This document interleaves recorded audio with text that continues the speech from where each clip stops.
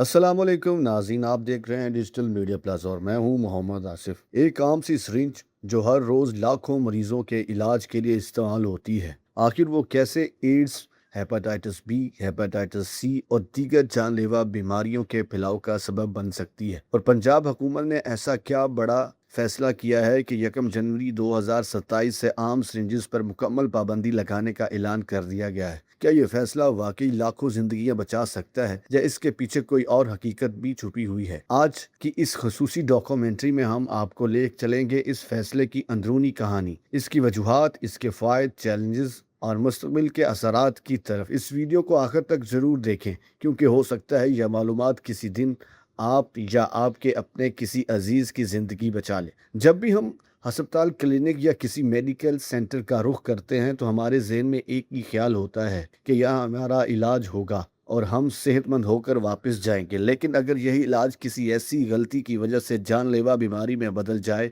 जिसे आसानी से रोका जा सकता हो, तो यकीनन एक लम्हा फिक्रिया है। पाकिस्तान में गुज़श्ता कई बरसों से AIDS, hepatitis B, hepatitis C और खून के ज़रिए मुंतकिल होने वाली दीगर बीमारियों के केसेस में मुसलसल इजाफा देखा गया है। माहिरीन सेहत का कहना है कि इन बीमारियों के फैलने की एक बड़ी वजह गैर महफूज इंजेक्शंस, एक ही सिरिंज का दोबारा इस्तेमाल, नाकस वेस्ट मैनेजमेंट और गैर मियारी तबी सहूलियात हैं। यही वजह है कि पंजाब हुकूमत ने एक ऐसा फैसला किया है जिसे सेहत के शोबे में गुज़श्ता कई बरसों के अहम तरीन फैसलों में शुमार किया जा रहा है। चीफ ड्रग कंट्रोलर पंजाब महकमा सेहत व आबादी की जानिब से जारी करदा नोटिफिकेशन के मुताबिक 1 जनवरी 2027 से पंजाब भर में, जिसमें फैसलाबाद, लाहौर, रावलपिंडी, मुल्तान, गुजरांवाला, बहावलपुर, सरगोदा और दीगर तमाम अजला शामिल हैं, आम रवायती सिरिंजेस की तैयारी, दरामद, फरोख्त और इस्तेमाल पर पाबंदी आयद कर दी जाएगी। इसी तारीख के बाद सिर्फ ऑटोलॉग सिरिंजेस ही इस्तेमाल की जा सकेगी। हुकूमत ने तमाम अस्पतालों, निजी क्लिनिक्स, मेडिकल स्टोर्स, फार्मेसीज, लेबॉर्ट्रियों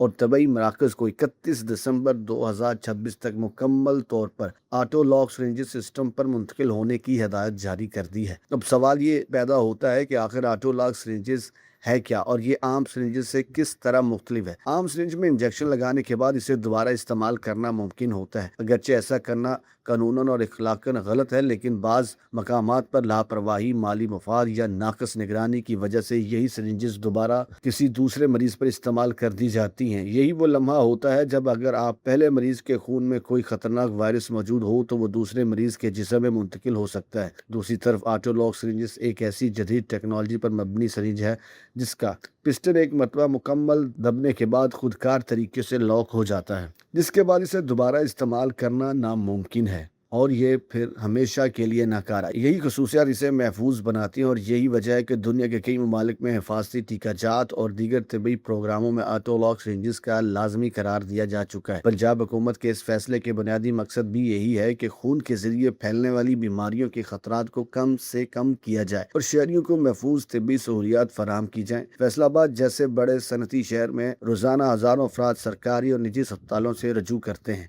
जहाँ इंजेक्शन का इस्तेमाल मामूल की बात है।